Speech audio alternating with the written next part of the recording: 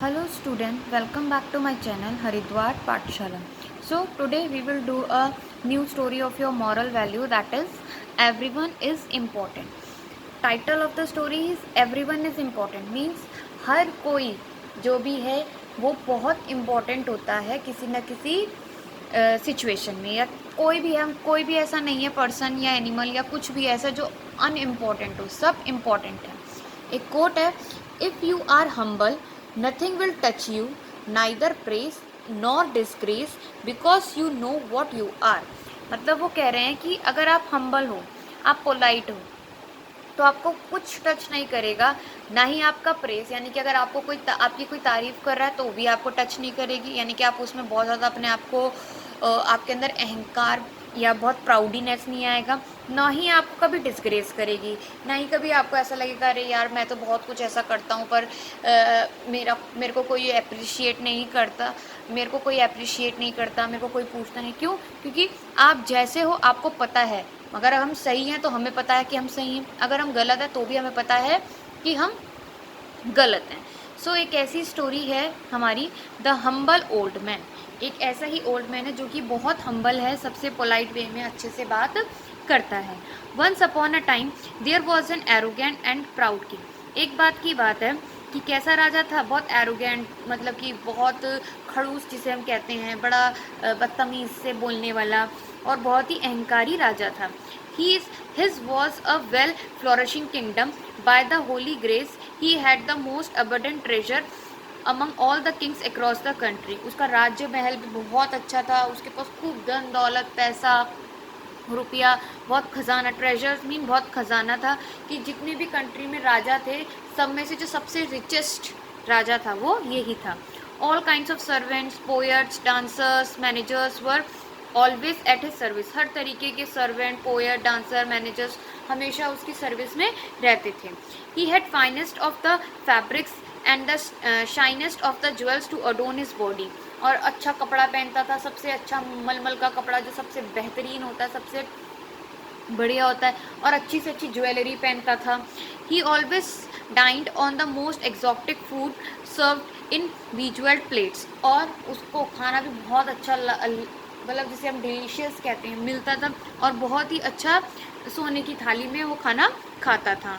Owning all the luxuries of the world had made him haughty, pompous and immodest person. तो दुनिया भर में जितनी भी चीज़ें चाहिए होती हैं एक इंसान को, मतलब हमारी विश होती है काश हमारा ऐसा हो, तो उसके पास वो सारी लग्जूरियस चीज़ें थी, बहुत कंफर्टेबल उसकी लाइफ थी. इसी की वजह से उसका जो नेचर हो गया था हॉटी, पॉम्पस और इमोडेस्ट पर्सन. यानी कि जब आपके पास सब कुछ आ जाता है तो हमारे अंदर एक तरीके का प्राउडीनेस, अहंकार आ जाता है कि हम सोचते हैं हमसे तो अच्छा कोई है ही नहीं, हमसे सही तो कुछ हो ही नहीं सकता, जो हम कह रहे हैं वो ही सही है. तो उसका उस तरीके का नेचर हो गया था. No one in this world can be as happy as me. I am the greatest of all. All the desirable and unattainable object lie at my feet. कहता है कि मेरे से ज़्यादा दुनिया में कोई खुश नहीं है, ठीक है, मैं सबसे महान हूँ, और जो भी मेरे को चीज़ चाहिए होती है सब चीज़ें मेरे कदमों में है, मेरे पास है. Is there anyone as graceful and as happy as I am, asks the king once to the adviser. एक बार अपने एडवाइज़र से किंग पूछता है कि आप बताओ तुम मेरे से ज़्यादा खुश किस्मत इंसान या खुश इंसान इस दुनिया में है. The adviser being the owner of the most noble and fine character answered with a zeal of happiness across his face, oh yes, definitely, there are many such people and many more are there happier than you are. Adviser बहुत humble था, बहुत सही इंसान था, जो कभी भी कुछ भी बिना सोचे समझे या गलत नहीं बोलता था. तो वो कहता हाँ, आपसे भी और भी बहुत लोग हैं दुनिया में जो आपसे ज़्यादा खुश हैं. अब वो कहता है if that is fact I would like to see them personally. तो किंग कहता अच्छा, मेरे से ज़्यादा खुश कोई है इस दुनिया में, तो ठीक है, मेरे को दिखाओ, मेरे को मिलवाओ पर्सनली उन लोगों से. It will clear your doubts as well as about my greatness. तो वो अपने एडवाइज़र को कहता है तो तुम्हारे भी डाउट्स क्लियर हो जाएंगे और मेरी भी ग्रेटनेस का तुम्हें पता लग जाएगा. Which you would never dare to compare again to some meagre human being. तो नेक्स्ट टाइम से तुम कभी भी किसी भी नॉर्मल ह्यूमन बींग से मेरे को कंपेरिजन नहीं करोगे. कौन कहता है? राजा कहता है. With proud in his voice and a smirk on his face, कैसे प्राउड से, यानी कि अहंकार भरे से, और उसके चेहरे पर एक अलग सा जो अहंकार वाला रूप होता है ना, वो था कि नहीं, मेरे से तो कोई बेटर ये काम कर ही नहीं सकता, इस तरीके से। As you wish my lord, bowed the adviser with a gentle smile on his face. अब वो कहता है ठीक है जैसा आप कहें, और उसके फेस पर, ओल्ड मैन के फेस पर एक बहुत सी स्वीट सी स्माइल होती है। Next day both the adviser and the king disguised as commoners rode their horses. अगले दिन एडवाइजर और किंग, ठीक है, अपने कमांडो के साथ, अपनी आर्मी के साथ हॉर्सेस पर बैठ के जाते हैं। The adviser took the king to visit a man who lived in their kingdom itself. पहला एडवाइजर कहाँ लेके जाता है? उसी के राजमहल, उसी के राज्य में रहने वाले एक इंसान से मिलवाता है। The horses stopped in front of a small हट। एक छोटी सी झोपड़ी के आगे घोड़े रुकते हैं। What do you have in mind, और are you just amusing me, said the king sarcastically, pointed his finger toward the hut. तो जैसे ही घोड़े उनके कहाँ रुकते हैं? छोटी सी हट के आगे, छोटी सी झोपड़ी के आगे रुकते हैं। तो सरकास्टिक मैनर में किंग क्या कहता है? अरे तुम कहाँ ले आए हो मेरे को, ठीक है, ये लोग खुश होंगे। मतलब हमारे माइंड में यही रहता है ना कि जो गरीब है वो खुश नहीं है। नहीं, पैसे से खुशी नहीं मिलती, हमें शांति होनी चाहिए लाइफ में, ठीक है, कामनेस होनी चाहिए, तो हमें खुशी मिलती है। हम दुनिया के सबसे खुश इंसान होते हैं। तो वो सरकास्टिक वे में कहता है तुम कहाँ मेरे को किस झोपड़ी के आगे रोक दिया है, ठीक है। Kindly bear with me my king, I assure that you won't be disappointed, replied the advisor delightly. तो वो कहता है बड़े प्यार से, एडवाइज़र क्या कहता है कि आप धीरज रखिए, पेशेंस रखिए, आपको मैं जिस कारण से लेके आया हूँ, जिस रीज़न से लेके आया हूँ, अभी आपको समझ में आ जाएगा। The adviser and the king got down their horses and entered the hut. In the hut lived an old man. हम एडवाइज़र और किंग अपने घोड़ों से उतरते हैं और उस झोपड़ी में एंटर करते हैं, और वहाँ एक बूढ़ा आदमी रहता है। The Kings sharp I keenly moved around two scrutinize every nook and corner. The hut was mostly empty with a few utensils in a corner lying beside an earthen pot of water. अब राजा जब उसकी हट में जाता है तो चारों तरफ अपनी निगाह दौड़ाता है, देखता है कि पूरी हट तो उसकी ज़्यादातर खाली है, कुछ है नहीं, अगर है भी तो थोड़े बहुत बर्तन हैं, और वो भी ज़्यादातर अर्दन पॉट्स। अर्दन पॉट्स यानी कि मिट्टी के बने हुए घड़े, जिसमें क्या है? पानी रखा है। A torn jute mat was spread on the floor of the hut on which the old man was resting. और एक फटा हुआ जूट का मैट ज़मीन पे पड़ा है जिस पर ओल्ड मैन अपना रेस्ट कर रहा था। As the old man saw the two man at his door he stood up. जैसे ही ओल्ड मैन ने देखा कि उसके घर दो मेहमान आए हैं तो वो तुरंत खड़ा हो जाता है। The king eye rolled from top to bottom to see the old man. अब राजा उसको ऊपर से लेकर नीचे तक देखता है, ओल्ड मैन को। He was wearing torn and patch cloth. उसने कैसे कपड़े पहने होते हैं? बिल्कुल फटे हुए कपड़े पहने होते हैं। He had long beard and hair, बड़े बड़ी मूछे, दाढ़ी, बाल होते हैं उसके। With obnoxious expression the king thought to himself, anyone with such a pathetic life is not even worth comparing to my servant. वो कहता है जो इतनी पैथेटिक लाइफ, यानी कि इतनी दरिद्रगी वाली लाइफ जी रहा हो, जिसके घर में ढंग से बैठने के लिए कुछ नहीं है, खाने के लिए कुछ नहीं है, पहनने के लिए ढंग का एक कपड़ा नहीं है, लेटने के लिए कुछ नहीं है, वो उसकी लाइफ मेरे से कंपैरिजन की जा रही है। इससे अच्छा तो मेरे यहाँ के सर्वेंट्स हैं जो अच्छा खाते हैं, पहनते हैं, रहते हैं। Welcome to my abode noble man, greeted the old man graciously. अब ओल्ड मैन उनको बहुत अच्छे से उनका स्वागत करता है।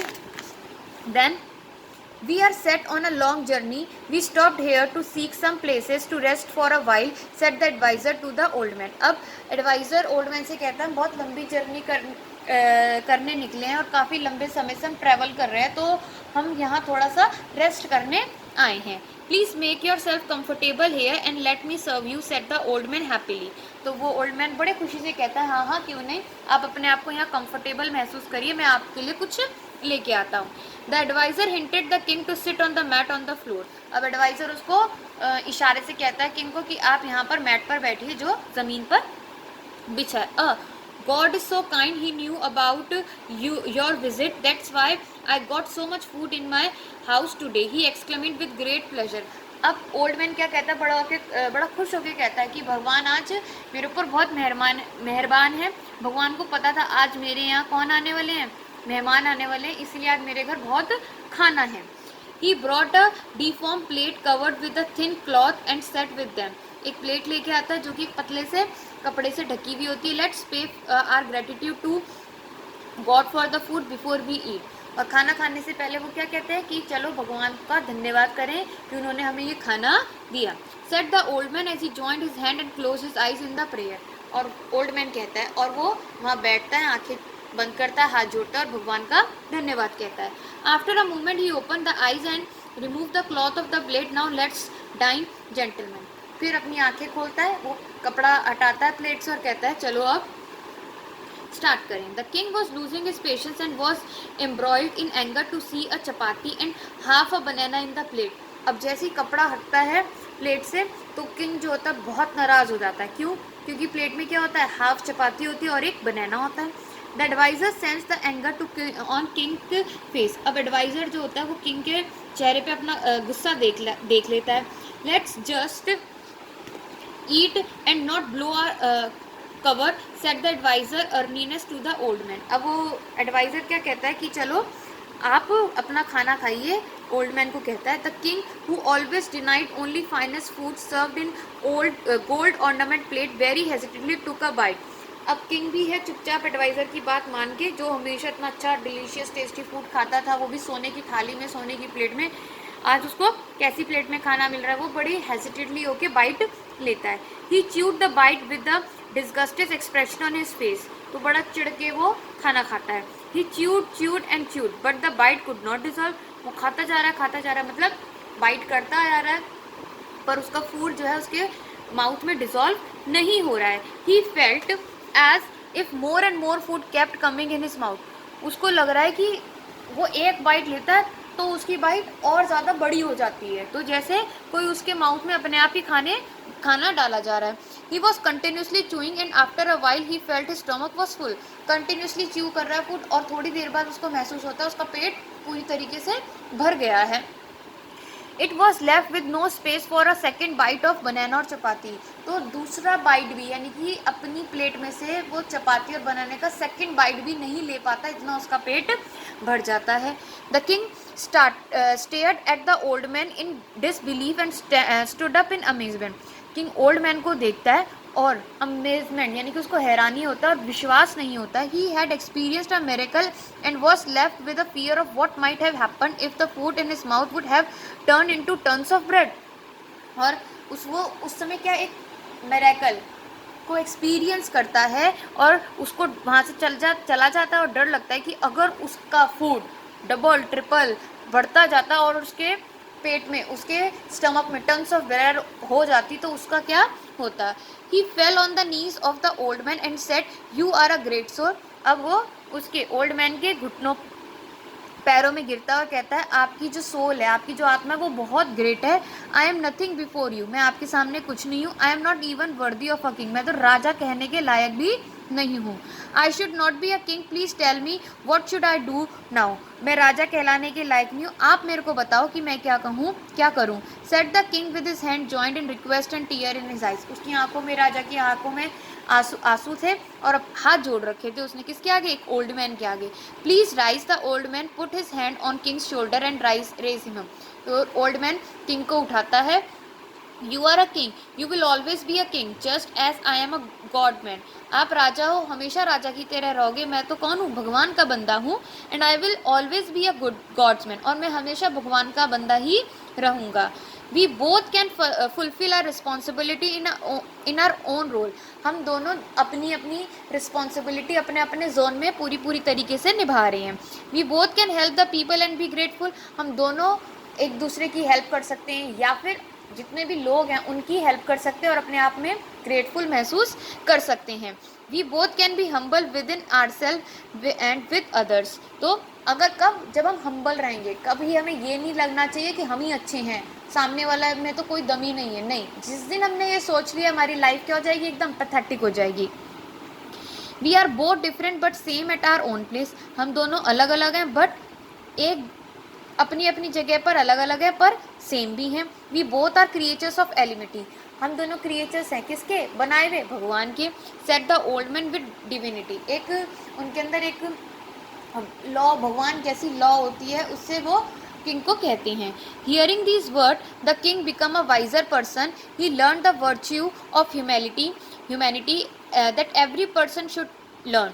और उनकी ओल्ड मैन की वो वर्ड्स सुन के जो है बहुत वाइज हो जाता है, कि बहुत अच्छा महसूस करता है और अपने आप को पूरा बदल लेता है। और उस दिन वो ह्यूमैनिटी सीखता है कि हर पर्सन हर किसी से कुछ ना कुछ सीख सकता है। ऐसा नहीं है कि अगर हम बड़े हैं तो हम छोटों से नहीं सीख सकते, हम छोटों से भी बहुत कुछ सीख सकते हैं, ऐसे ही छोटे भी बड़ों से बहुत कुछ सीख सकते हैं। ऐसा नहीं है कि कोई अगर रिच है तो वो पुअर से कुछ नहीं सीख सकता, ऐसा नहीं होता। He thank the old man and return to his palace with the advisor. और उस दिन वो ओल्ड मैन को धन्यवाद करता है और अपने पैलेस वापस आ जाता है। तो मॉरल ऑफ द स्टोरी उसने क्या सीखा कि कोई भी इंसान छोटा बड़ा नहीं होता, हर इंसान की अपनी एक वैल्यू होती है, इम्पोर्टेंस होती है। सो हमें भी लाइफ में ऐसा ही करना चाहिए कि किसी को छोटा बड़ा नहीं समझना चाहिए, किसी को रिच और पुअर नहीं समझना चाहिए, किसी को अपर कास्ट या लोअर कास्ट नहीं समझना चाहिए, किसी के साथ मिसबिहेव या अपने अंदर बहुत प्राउडीनेस, अहंकार वाला प्राउड नहीं होना चाहिए। Okay, thank you student, hope you like the story.